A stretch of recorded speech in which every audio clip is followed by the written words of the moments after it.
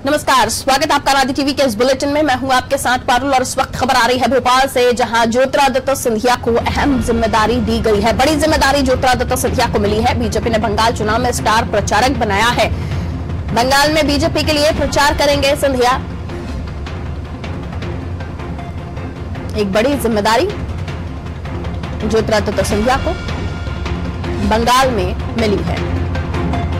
देखिए, पश्चिम बंगाल में ज्यादातर जो है मध्य प्रदेश के नेताओं को तवज्जो दी जा रही है। अब इसके पीछे कई कारण बीजेपी वाले बताते हैं, लेकिन ज्योतिरादित्य सिंधिया को ये जिम्मेदारी देना कई संदेश, कई मायने रखता है। देखिए, इसके पीछे संदेश ये भी कि बार बार ये कहा जा रहा था कि ज्योतिरादित्य सिंधिया का कद जो है बीजेपी में जाने से कम हो गया है, लेकिन इन तमाम आरोपों पर पानी फेरते हुए बीजेपी ने एक अहम जिम्मेदारी दे दी है ज्योतिरादित्य सिंधिया को, और ये भी मैसेज देने की कोशिश की अगर कोई बाहरी पार्टी में शामिल होता है और वो बड़े कद का नेता है तो उसे उसी तरह पार्टी ट्रीट करेगी जिस कद के वो नेता है। और शायद यही वजह है कि दूसरे अन्य दलों से आने वाले लोग कहीं ना कहीं भरोसा दिखा पा रहे हैं बीजेपी पर।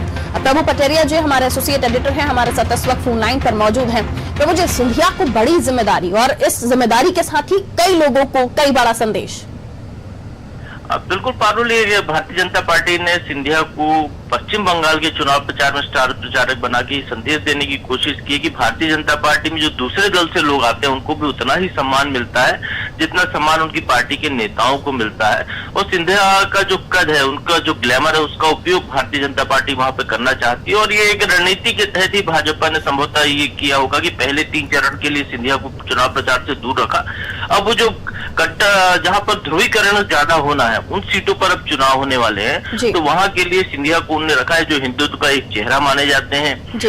चूंकि सिंधिया घराना पुराने समय से हिंदुत्व का गढ़ माना जाता है, राजमाता भी वहां से रही हैं जिनने भाजपा को बनाने में बड़ा योगदान रहा है। तो इस तरीके से सिंधिया को 4थे से लेकर 8वें चरण तक की जिम्मेदारी चुनाव प्रचार की दी है, और ये एक बड़ी बात है। और कांग्रेस जो आरोप लगा रही थी, जिस तरीके से कांग्रेस प्रचार कर रही थी भारतीय जनता पार्टी में जो लोग शामिल हो गए उनके साथ दोयम दर्जे का बर्ताव किया जाता है, तो उसकी काट के तौर पर भी इसको एक तरीके से ये देखा जा सकता है। पारुल, बिल्कुल प्रभु जी, एक बात और भी यहाँ मैं आपसे समझना चाहूंगी कि बार बार जो आरोप ये लगते थे कि सिंधिया को बैक बेंचर बना दिया है वगैरह वगैरह, लेकिन अब सिंधिया को आगे रखकर स्टार प्रचारक का दर्जा देकर कई तरह से जो कांग्रेस के जो कटाक्ष थे उन पर पानी फेर दिया बीजेपी ने।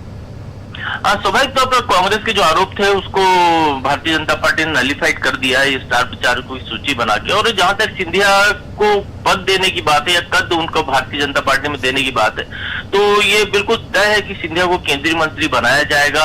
और संभवतः जैसे सूत्रों के हवाले से खबरें आ रही हैं कि जनवरी महीने में ही 28 जनवरी को वो शपथ ग्रहण समारोह होना था जिसमें सिंधिया सहित कुछ लोगों को केंद्रीय मंत्रिमंडल में शामिल किया जाता, लेकिन 26 जनवरी को जो किसान आंदोलन हुआ था लाल किले पे, जो जिस तरीके से घटनाक्रम हुआ था, उसके बाद उसको टाल दिया गया था। फिर संसद का सत्र आ गया, इस वजह से डिले हो गया। और ये माना जा रहा है कि बहुत जल्दी शायद बंगाल चुनाव के बाद सिंधिया को फिर से केंद्रीय मंत्री भारतीय जनता पार्टी बनाएगी, जैसा कि यूपीए सरकार में हुआ करते थे। तो भाजपा कुल मिलाकर पूरे देश में ये संदेश देना चाहती है। जिस तरीके से महाराष्ट्र की राजनीति चल रही है, वहां पर भी तोड़फोड़ की गुंजाइश दिखाई दे रही है। पश्चिम बंगाल में शिशिर अधिकारी से लेकर कई बड़े नेता, मुकुल रॉय, ये सब भारतीय जनता पार्टी में आए तृणमूल कांग्रेस छोड़कर। तो ये भाजपा ये संदेश देने की लगातार कोशिश कर रही है बंगाल फतह करने के लिए। उसका ये जो रणनीति है, वो रणनीति के तहत ही उन्होंने सिंधिया को अब आगे दिखाने की कोशिश की है।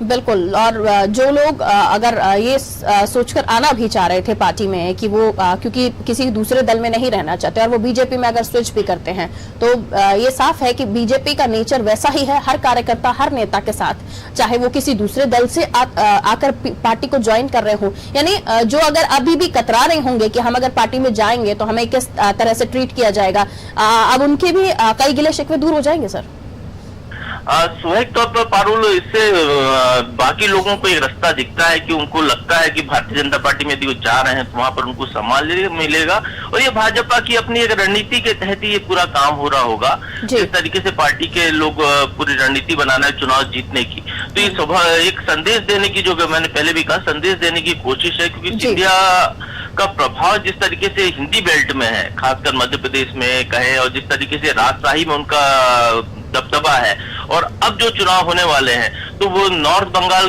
के एरिया में होने वाले हैं, जहां पर राजवंशियों का बड़ा प्रभाव है, गोरखा है, राजवंशी है, जहां छोटे छोटे राजघराने रहे, तो वहां कहीं ना कहीं सिंधिया की वहां पर निकटता रही है, पारिवारिक संबंध उनके रहे हैं, तो उसको भाजपा कैश कराना चाहती है। बहुत शुक्रिया सर जानकारी देने के लिए। तो सिंधिया के संबंध, सिंधिया का चेहरा, सिंधिया का ग्लैमर, इन तमाम चीजों का कैसे सदुपयोग किया जा सके। एक बड़े कद का नेता अगर उनकी पार्टी में है और वो किसी तरह से अगर ताल्लुक रख रहा है चुनावी क्षेत्रों में, तो कैसे उसे उसका उपयोग करना है, कैसे उस चेहरे को आगे रखकर पार्टी को फायदा पहुंचाना है। ये तमाम रणनीति के तहत जो बीजेपी है शेड्यूलिंग करती है, और ये उनकी काम करने का तरीका भी है।